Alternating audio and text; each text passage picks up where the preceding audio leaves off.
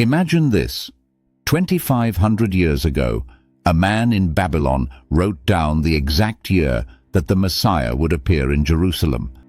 Not a vague prediction, not a symbolic riddle, a mathematical calculation precise to the year. And it happened exactly as he said. His name was Daniel, and his prophecy is one of dozens that defy natural explanation. Today, we're diving into the mysteries of the Bible prophets, prophecies so specific, so verifiable, that even skeptics struggle to dismiss them. This isn't about blind faith. This is about evidence. Evidence that demands a response. Let's start with the most mathematically stunning prophecy in all of Scripture. Daniel's 70 weeks. In Daniel chapter 9, verse 24, the prophet receives a vision about the coming of the Messiah. He writes that from the decree to rebuild Jerusalem to the arrival of the Anointed One, there will be 69 weeks. But these aren't literal weeks. In Hebrew prophetic language, 1 week equals 7 years. So 69 weeks equals 483 years. The decree to rebuild Jerusalem was issued by Artaxerxes in 445 BC. Exactly 483 years later, Jesus entered Jerusalem on what we now call Palm Sunday. The math checks out. The history confirms it. This wasn't written after the fact. The Dead Sea Scrolls, discovered in 1947, contain copies of Daniel dated to at least 150 BC, proving the prophecy existed centuries before Jesus was born. But that's just one example. Let's go further back. Isaiah chapter 44, verse 28, and chapter 45, verse 1. Isaiah prophesies about a king named Cyrus, who will decree the rebuilding of Jerusalem and the temple.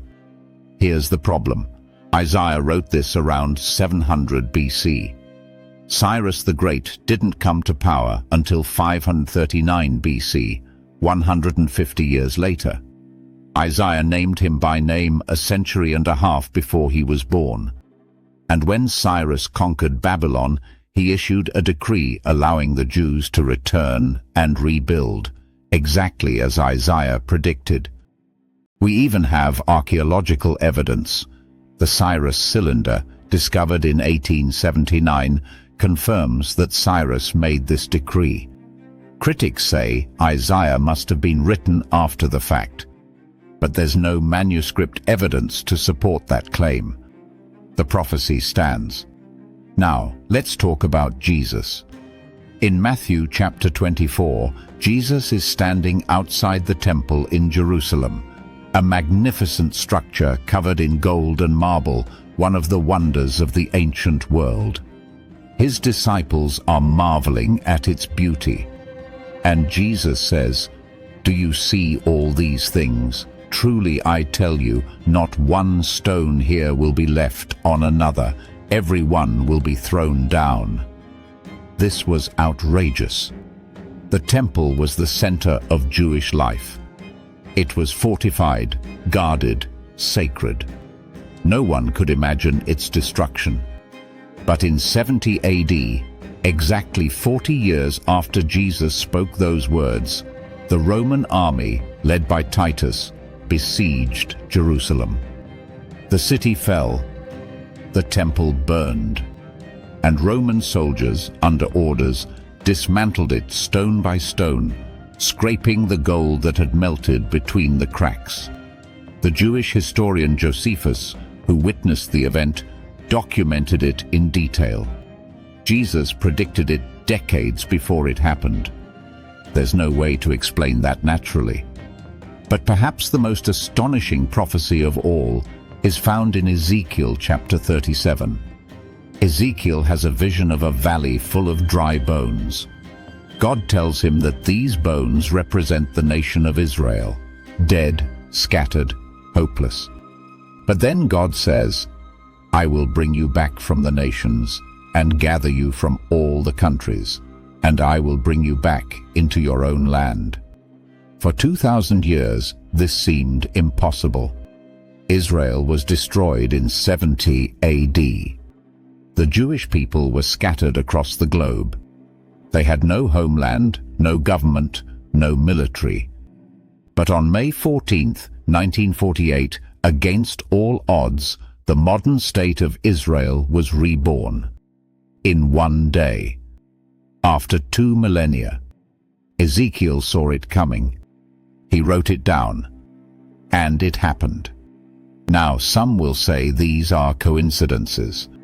Some will say the prophecies are vague or symbolic. But here's the problem. They're not. Daniel didn't write, "A leader will come someday." He gave a timeline. Isaiah didn't write, "A king will help the Jews." He named Cyrus by name. Jesus didn't say, "Bad things will happen to Jerusalem." He said the temple would be destroyed, stone by stone. Ezekiel didn't write, "Maybe Israel will return." He said they would as a nation in their own land. These are not ambiguous.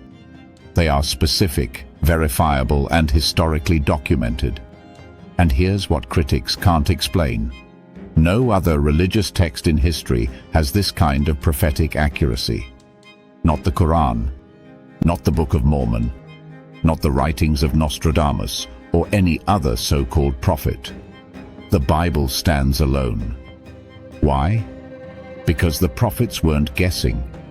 They weren't making educated predictions based on political trends. They were receiving revelation from a God who exists outside of time, who sees the end from the beginning. Isaiah 46 verse 10. I make known the end from the beginning, from ancient times, what is still to come. But prophecy isn't just about the past. It's about the future. And here's where it gets urgent. Many of the prophecies we've discussed are part of a larger narrative, a narrative that includes end times events. Jesus talked about the signs of his return.